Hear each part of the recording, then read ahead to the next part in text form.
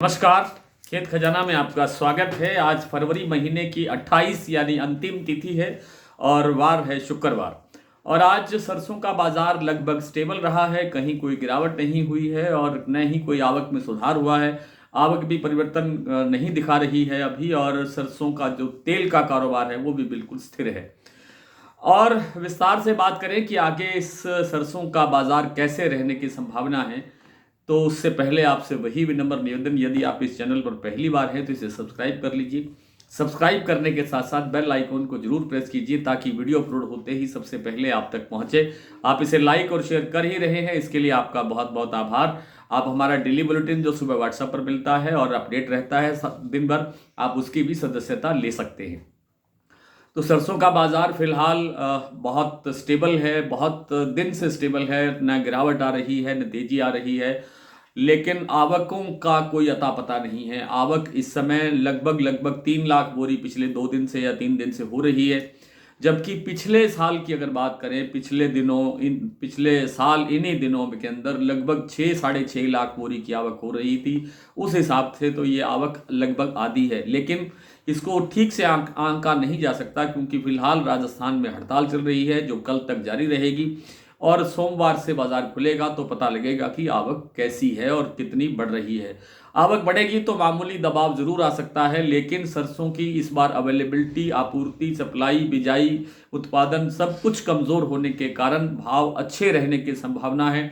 हालांकि जब आवक बढ़ेगी 7-8 लाख बोरी, 10 लाख बोरी के आसपास के करीब जब आवक होगी तो बाजार निश्चित रूप से थोड़ा बहुत दबेगा 200, 300, 400 रुपए तक ज़्यादा से ज़्यादा।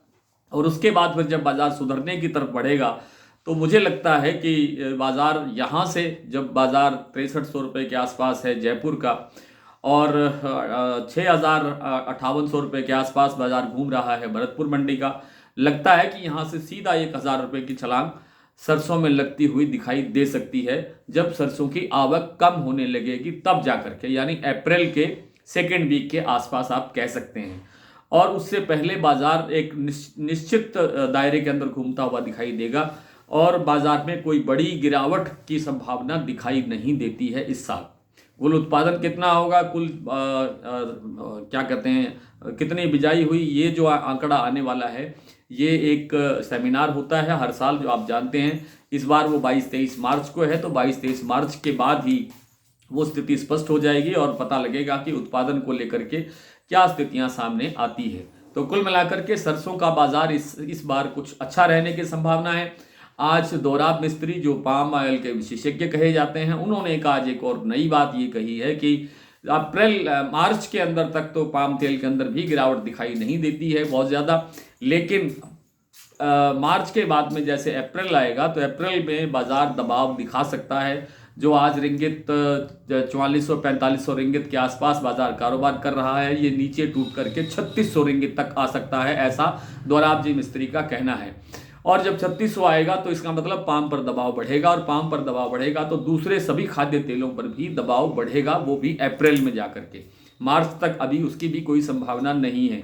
उसके बाद की स्थितियां कैसे बनती हैं, वो आपूर्ति और सप्लाई और निर्यात और ये सब जो आंकड़े आते हैं, जो हमारे पास हमेशा उपलब्ध रहते हैं, और हम आपको ये कई बार बता चुके हैं कि डेली बुलेटिन के अंदर हम ये सब चीज़ें उपलब्ध करवाते ही हैं, तो आप उसकी सदस्यता लेने पर विचार कर सकते हैं।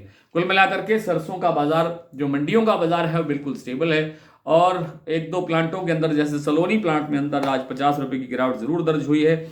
सलोनी में शमशाबाद और दिग्नेर का जो इस समय भाव है वो है 6,775 रुपये, अलवर का भाव 6,900 रुपये और कोटा का भाव 6,700 रुपये।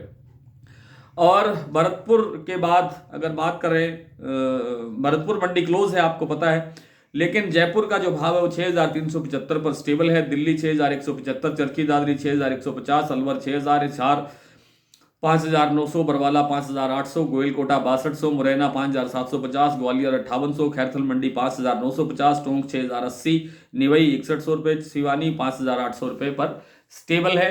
दूसरे सभी प्लांटों के अंदर भी भाव में कोई बड़ा परिवर्तन नहीं है। एक बूंदी का और जालवर का जो प्लांट है, उनके अंदर बाजार जरूर 100 रुपये कम होकर के 6200 रुपये का भाव रह गया है।